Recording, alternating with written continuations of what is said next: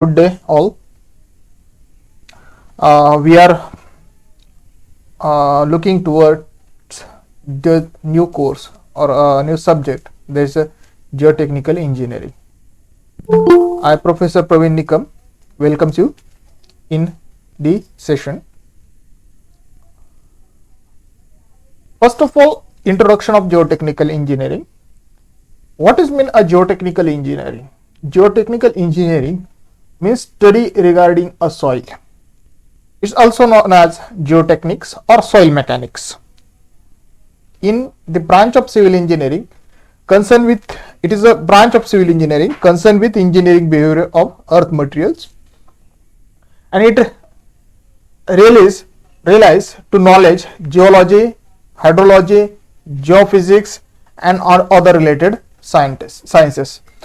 Means geotechnical engineering is wholly study of soil and its compounds. Okay, so what is its application in our civil engineering? Geotechnical engineers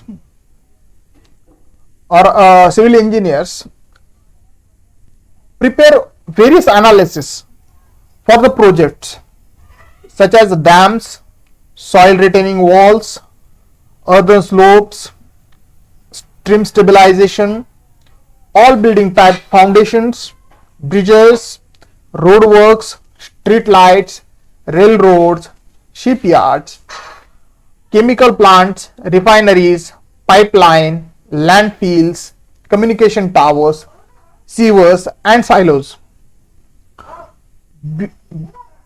All of these construction activities required soil related analysis, and for that soil related analysis we required a knowledge of geotechnical engineering.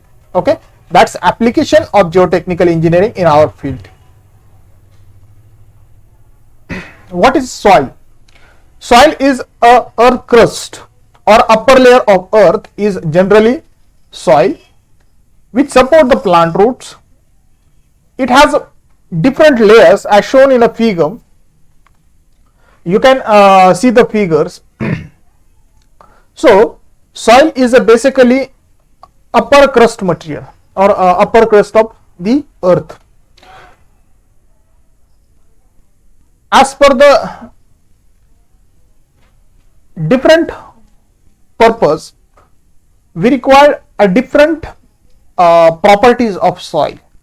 Such as for agricultural purpose, soil is a source of nutrients, supporting roots and nourish the plants as per the agriculturist. As per the civil engineer, soil is the surface where we can put our foundations. Okay, so we required stabilities of the soil which can provide a firm support to our building foundations. म्हणजे एक ॲग्रिकल्चरिस्टलिस्ट किंवा एक शेतकरी किंवा एखादा farmer याच्या दृष्टीने soil म्हणजे काय, तर जमिनीवरचा एक थर आहे आणि जो तुमच्या प्लांटला व्हेरियस न्यूट्रिएंट्स देतो. ठीक आहे, जो नरिश करतो. आणि ॲज अ सिव्हिल इंजिनियर आपल्यासाठी सॉइल काय, तर हा एक soil is one platform where we can put our foundation. मग आता एक शेतकरी काय विचार करेल की सॉइल मधून मला न्यूट्रिएंट्स कोणते कोणते मिळेल, म्हणजे तुमचं वेगवेगळे न्यूट्रिएंट्स जे आहेत त्यांचं प्रमाण किती आहे, जर त्याच्या दृष्टीने विचार करायचा झाला.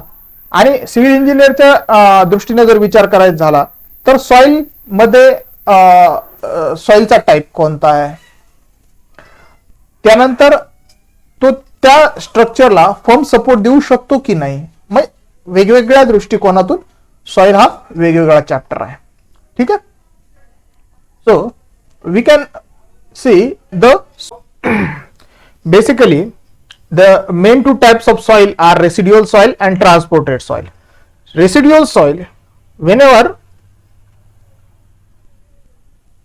at hilly region due to the rain, what happens? Soil get eroded from here, and some soil will be left at origin place and some will be flow with water. That material, whatever the soil is left at its origin place, is called as a residual soil, and whatever the soil will be flowed with air, water and other agencies, that should be a transported soil. Okay, so you can see in this figure the soil weathering and the erosion. So it will be due to the gravity, the soil particles will be settled as per their sizes.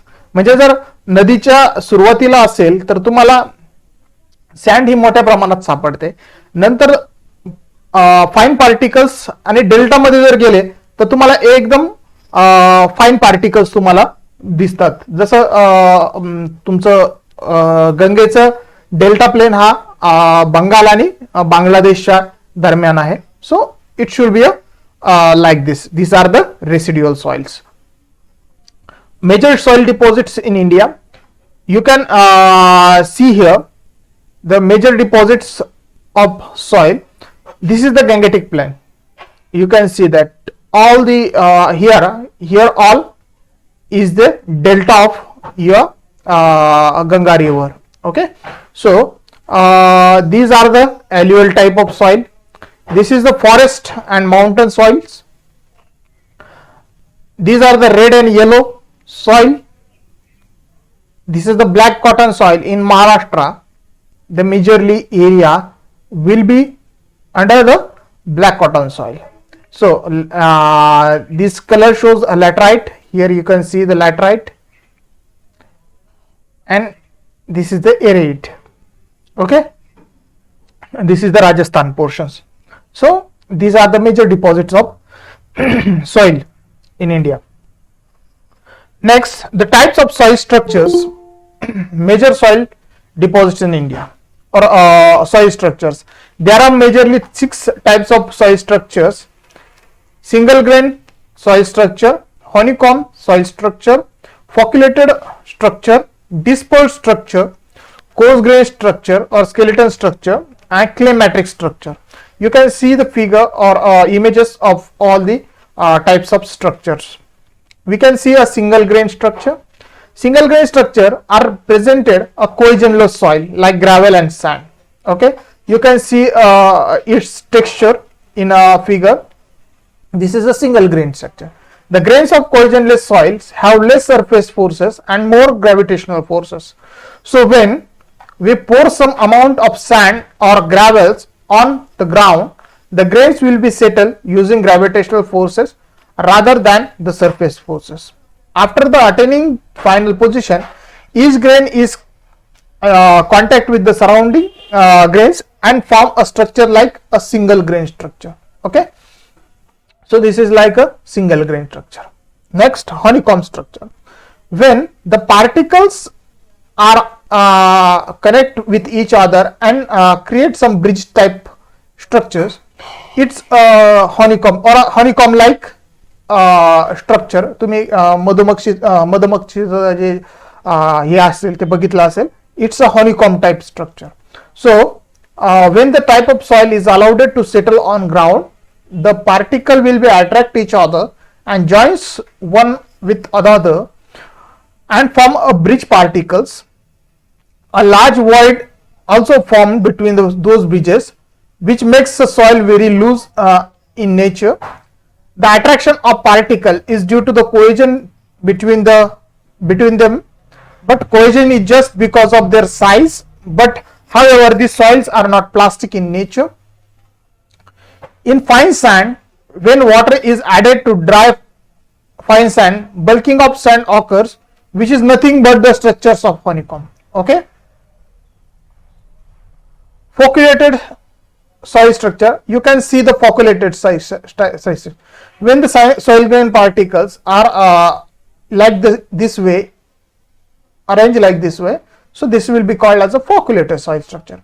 It is present in clay particles which contain large surface area.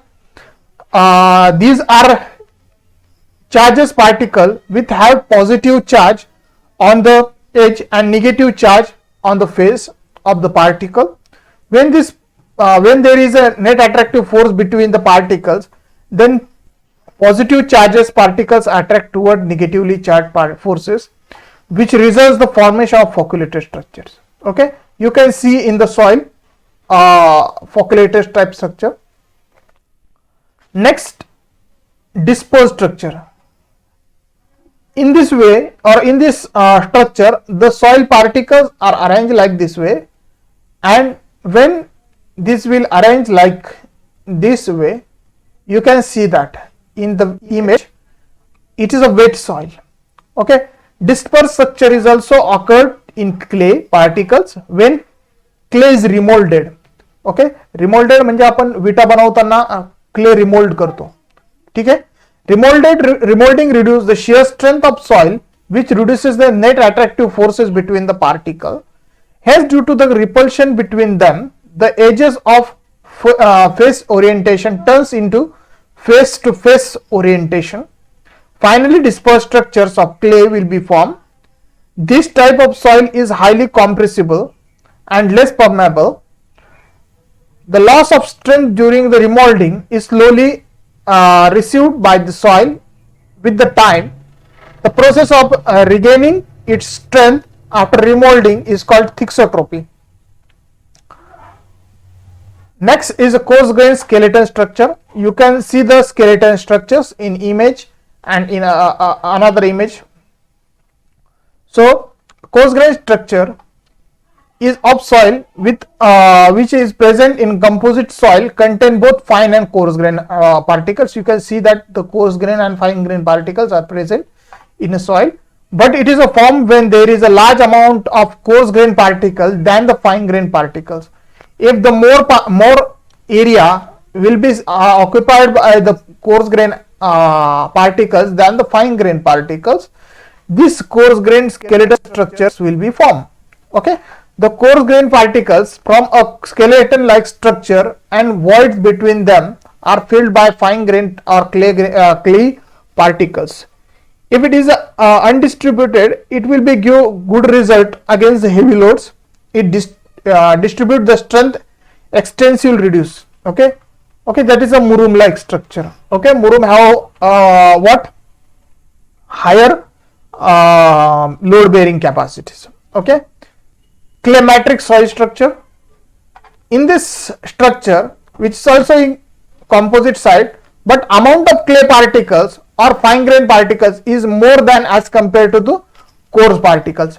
As you see that here the coarse particle is major and fine particle are lesser, but in a clay matrix soil structure, coarse particle are smaller, less quantity, and fine grain particles are more quantity. So the clay matrix structure will be formed. Coarse particles in the soils are separated with each other by less in quantity. This type of soil is very stable in nature and it has some property of ordinary clay deposits. Okay, so these are the soil types, structures of soil. So these are the references. Thank you.